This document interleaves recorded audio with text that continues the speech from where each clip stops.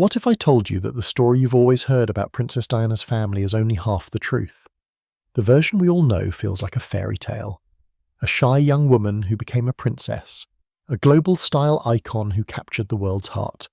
The Spencer family, aristocratic, wealthy, refined, are always placed at the centre of her story. But that polished narrative hides something far more unsettling. Beneath the name Spencer lies another legacy. A forgotten bloodline of betrayal, passion, and power struggles. A story scrubbed from official records, yet still running through Diana's veins. Because the name you should remember isn't Spencer, it's Tudor. Yes. That Tudor. The dynasty of Henry VIII. The line of beheaded queens, broken vows, and one of England's bloodiest chapters. You might think that's impossible, because history insists the Tudors ended with Queen Elizabeth I, and technically it did. But official history is often the grandest illusion of all. So if you believe the Tudor line was buried centuries ago, it's time to dig it back up. Our tale doesn't open inside a royal palace or at some glittering coronation. It begins in the shadows with a woman history tried to erase. Her name was Mary Tudor. Not Bloody Mary, the Queen, but Henry VIII's younger sister.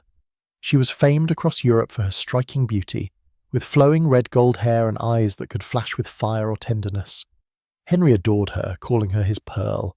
But even pearls can be traded away. In 1514, when Mary was just 18, Henry arranged her marriage to King Louis XII of France, a frail, ailing monarch whose health was already failing. Imagine the young princess, brimming with life and spirit, stepping into the cold halls of a foreign court surrounded by whispers and suspicion. A soldier once said the sound of her laughter was the only warmth in the entire palace. Yet only 82 days after their wedding, Louis was dead. Mary was a widow, and more importantly, free. But in the 16th century, a royal widow was not truly free. She was a piece on a chessboard, waiting for the king to decide her next move. Mary knew her brother would never leave her unwed for long. But she had made a vow long before her first marriage, a dangerous, treasonous vow. She had fallen deeply in love with Charles Brandon, the Duke of Suffolk, Henry's closest friend. He wasn't royal, but he had Mary's heart. Before she left for France, they promised that if she were ever widowed, she would choose her own second husband, and she would choose him. Defying Henry VIII was a gamble that often ended at the executioner's block. Still, love gave her courage, and when Louis died, Henry wasted no time. He sent Charles Brandon to escort his sister home. But there was a silent warning buried inside the command. Everyone knew about Mary and Charles, so when Henry pressed a heavy gold signet ring into his friend's hand, he said, "This is my faith in you. Do not betray it." Picture Charles on that ship back to France, the wind lashing his pin, the weight of that ring burning in his pocket. One loyalty was to the king who had given him everything, the other to the woman who meant everything. When he finally saw Mary again, draped in black velvet, their eyes met. And all the grief turned to something more dangerous. That night she gave him no gentle plea but a command. "Will you marry me?" she said. Not a request, an ultimatum. Charles warned her of Henry's fury, the Tower of London, the sharp swing of the axe. He reminded her of men who had lost their lives simply for being born a threat. But Mary didn't flinch. For her, the choice was already made. But Mary refused to yield. Her voice was low, sharp, and unwavering. "If you do not marry me now," she warned, "then you'll take me back to England, and my brother will force me into another match. And when he does, I'll make sure he knows it was you who denied me. I'll tell him you broke his sister's heart." In that single moment, she cornered him.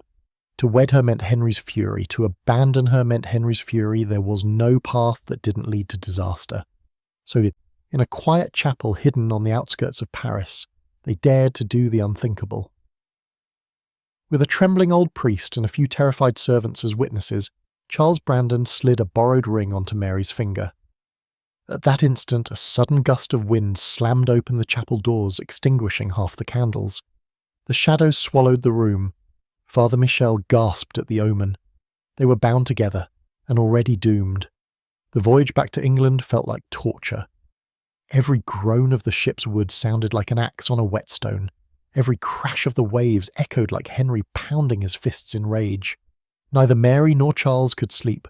They barely touched food. Instead, they poured out desperate letters, pleas for mercy, bargains for their lives. Mary wrote reminding Henry of his love for her, begging him to recall promises made long ago. Charles wrote to Cardinal Wolsey, Henry's ruthless advisor, nicknamed the Other King, begging for intervention. They offered everything, her dowry, her jewels, her fortune. They would give it all away if it bought them survival. But when their ship landed at Dover, no warm welcome awaited them. No banners, no music, no cheering crowds. Only a cluster of cold officials. Sir Giles, a stout man with bulging fish-like eyes, refused to call Mary Your Grace. Instead, he looked at Charles with thinly veiled contempt. The message was plain. He was no longer the king's friend. He was a traitor. From that moment, their journey to London was not a triumphal return, but a slow, suffocating march toward judgment. At every stop they were confined to locked quarters. Nobility no longer bowed. Servants whispered and looked away. Once, a stable boy named Finn, who had once idolized Charles, slipped them a crude drawing beneath the door. 2 figures, standing on a scaffold beside the Tower of London. No words were needed. Everyone expected their execution. When they finally reached the capital, the silence was chilling. No jeers, no applause, only a voyeur. They were immediately separated. Mary was given elegant chambers filled with flowers and silver platters of food, but the locks on the door made it a velvet cage. Charles, meanwhile, was led to a bare stone room with a single barred window that looked onto nothing but another wall. His world had collapsed into 4 walls and his own gnawing dread. This was Henry's first strike. Not death, not chains, but isolation. Let fear do the work. Days stretched into the weeks with no word. No verdict, no mercy. The silence itself became their tormentor. And then, finally came the summons, but only for Charles. He was dragged through the corridors of Greenwich Palace, each wall hung with grand tapestries, celebrating Henry's victories. Every embroidered triumph seemed to mock him as he stumbled toward his fate. Not to the throne room, not to a grand hall. Instead, he was brought into a private study. Behind a massive oak desk sat Henry VIII. He wasn't shouting, he wasn't raging. That would have been a kindness. Instead, he was calm. Too calm. With a dagger in his hand, he scraped dirt from under his fingernails, as though Charles's life or death were nothing more than an afterthought. The silence stretched. Charles stood sweating through his clothes, heart pounding in his ears. At last, Henry looked up, voice almost tender. "Charles, my friend, the man I raised from nothing. Did you truly believe I wouldn't discover this?" He gestured at a chair. Charles sat, weak-kneed. Henry leaned forward, the dagger still glinting in his hand. "You know the law," he said softly. "To marry a princess, my sister, without my consent, is treason. And the price of treason is death. Every morning the headsman sharpens his axe, and sometimes he asks his wife, 'Who will it be today? Perhaps tomorrow it will be you.'" Henry let the words linger, choking the air like a noose. Then a cold smile spread across his face. "But perhaps your head is worth more to me attached to your shoulders, in my debt, than rotting on a spike." He stood pacing to the window, voice tightening with each step. "You have not only stolen my sister," he said. "You have stolen my authority. You've made me a laughingstock before all of Europe," Henry spat. "That, Charles, I will never forgive, but I will let you live." Then came the punishment. First, the money. Every coin of Mary's French dowry would be repaid in full. Every income stream from their estates would be seized. They would wear noble titles, yes, but live as paupers in reality. Second, humiliation. They would be forced to kneel before Henry and remarry publicly, a stage performance for the entire court. Their love would not be remembered as rebellion. It would be displayed as submission. And then came the cruelest decree of all. Henry's voice hardened like iron. "Your children will live only because I allow it. They will hold no claim, no title, no freedom. They will be watched. Their lives, their marriages, their futures, all bound to my crown. You wished for a family born of love, then have it, but it will be a family shackled to me." Charles staggered out of that chamber, not relieved but destroyed. He had gone in fearing the axe. He left sentenced to something worse, a lifetime of servitude to the man who hated him most. And so Mary and Charles survived. They built a household together, and they had children, daughters Frances and Eleanor. To the outside world, their life seemed glittering. Banquets, silks, music in grand halls, but it was all theatre. A performance staged for one audience only. Henry VIII, their steward Master Croft, pretended to serve loyally, but in truth was a spy, writing reports to London every fortnight. Their home at Westhorpe Hall was no sanctuary, it was a gilded prison. Their daughters grew up in that uneasy world, privileged but haunted. Grandchildren of a king, nieces of a queen, yet forbidden to speak of it. Their blood was royal, but it was branded as dangerous. Frances, the eldest, inherited Mary's fire, a proud, strong-willed, unwilling to bow, but she too was trapped in Henry's web. When she came of age, her marriage was not her choice. The Crown arranged it carefully, ensuring the dangerous Tudor blood would remain contained. She was wed to Henry Grey, Marquis of Dorset. A respectable match, yes, but not brilliant, not romantic. A cage with velvet bars. Mary and Charles could do nothing but watch as the freedom they had once risked everything to claim was denied to their own child. That was Henry's true revenge. It wasn't just on them, it was on their bloodline. Frances and Henry Grey had 3 daughters, Jane, Catherine, and Mary. 3 girls whose lineage carried both brilliance and peril. The eldest, Jane, would become the most tragic of all. Bookish, intelligent, gentle, the girl who would be remembered as the 9 Days Queen. By then, Henry VIII was long in the grave. His fragile son, Edward VI, sat on the throne, ruled by Protestant lords terrified of his Catholic half-sister Mary Tudor, the woman history would later call Bloody Mary. Desperate to keep power, they needed an heir who carried Tudor blood but shared their Protestant faith. Their eyes fell on Jane Grey. She was only 16. She craved her books, not crowns. She dreamed of study, not politics. But her parents and their allies had struck a bargain with the ambitious Duke of Northumberland.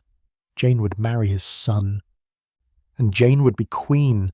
She cried, she pleaded, but no one listened. She was swept into the tide of ambition.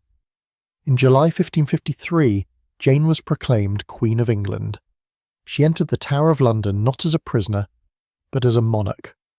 The crown was placed on her head, so heavy it nearly bent her neck. Courtiers bowed, but their smiles were thin and insincere. Jane was utterly alone. Her lady-in-waiting, Tilly, later remembered that the only time Jane truly smiled was when she read a letter from her old tutor. For a fleeting moment, she was just a girl again. But England did not rally to Jane. They rallied to Mary Tudor, Henry's eldest daughter, whose claim could not be denied. Within 9 days, Jane's reign was finished. Northumberland was executed. Jane, her father, and her young husband were imprisoned.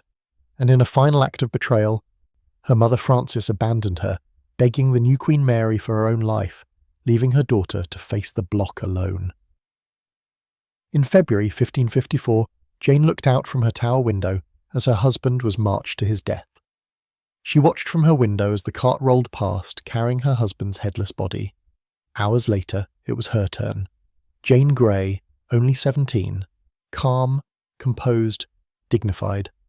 She climbed the scaffold, blindfolded, but when she reached forward for the block, her hands fumbled in panic. "What am I to do?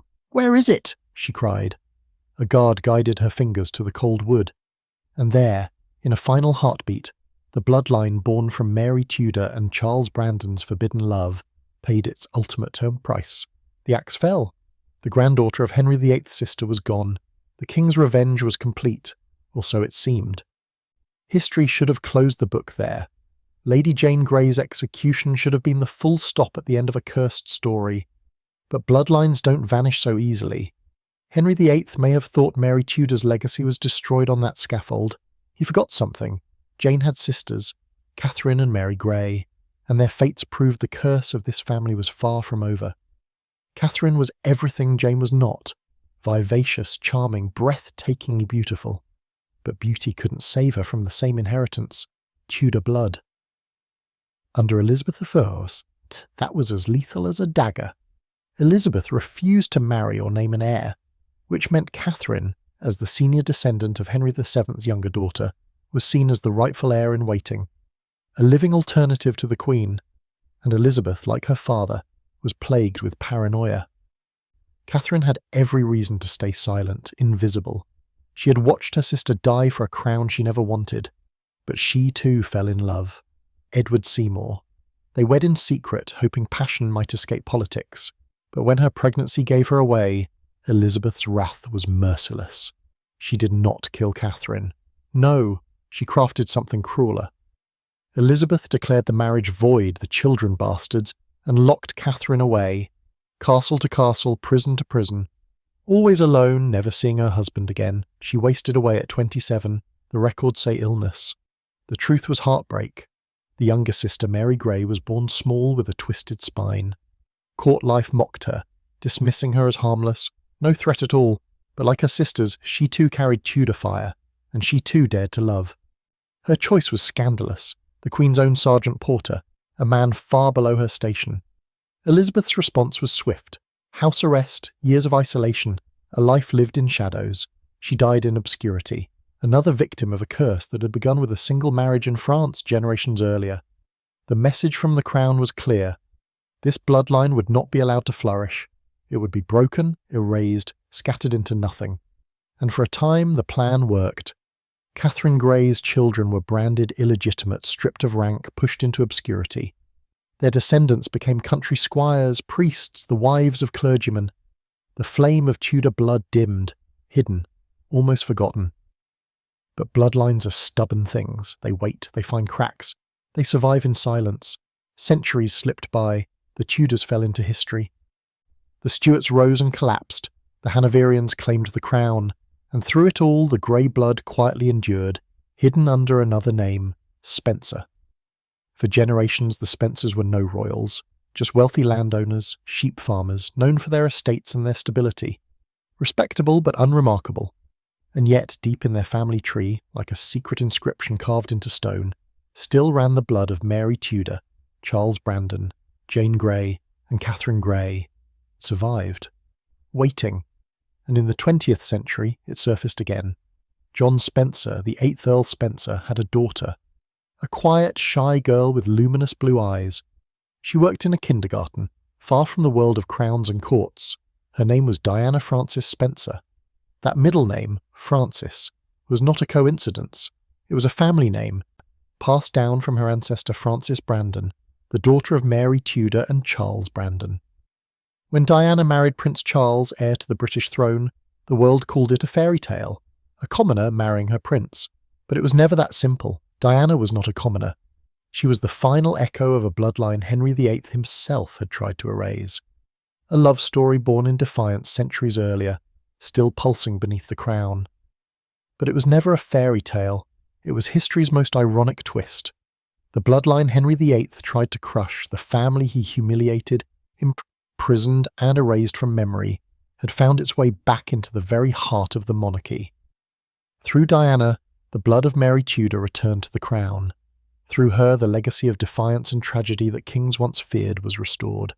Her son, Prince William, heir to the throne, carries that blood. The very same blood Henry VIII declared unworthy. The same blood that led a teenage queen to the scaffold. The same blood that queens locked away and kings condemned to silence. It survived. And now it is destined to wear the crown. History doesn't move in a straight line. It bends. It circles back on itself. And this circle began with Mary Tudor's forbidden vow to choose love over duty. That choice sparked a curse. A family condemned to fear, humiliation, and death. For centuries they were stripped of titles, forced into the shadows, yet the line endured. And centuries later it re-emerged, not as a whispered threat, but as the mother of a future king. So when you see Diana, or look at her sons, William and Harry, look beyond the Spencers, look past the Windsors, see the shadow of another dynasty, see Mary Tudor, the pearl of England who defied her brother, see Charles Brandon, who gambled everything for her love, see Lady Jane Grey, the child queen who faced the axe with unshakable dignity, see Catherine and Mary Grey, who suffered quietly for the love they refused to betray. Their story did not die. It waited. It endured. Until a shy girl named Diana brought it back into the light. Perhaps this is why Diana moved the world so profoundly. She wasn't just the people's princess. She was something older, something heavier, something defiant. She was the Tudors' revenge, a bloodline once buried, A curse once feared, now alive in the eyes of a future king, a story that began in a hidden French chapel more than 5 centuries ago, sealed with a secret promise, still breathing, still burning, still waiting for its final chapter.